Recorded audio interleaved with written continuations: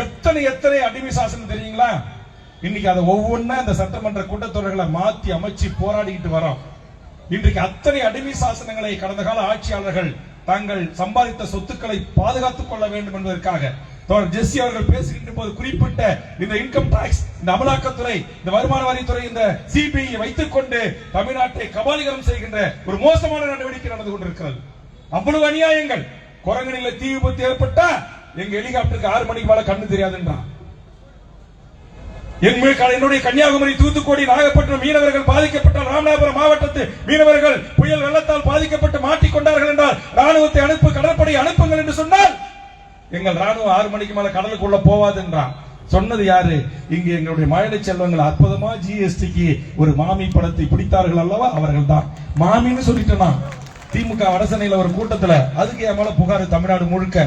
அது எச் நாராயணன் ஒருத்தன் திருப்பதி நாராயணன் சொல்றான், வேல்முருகனை கைது செய்யணும், கைது செய்யணும். ஏண்டா வேல்முருகனை கைது செய்யணுமா? எதுக்குடா? மாமின்னு சொன்னது தப்பாடா?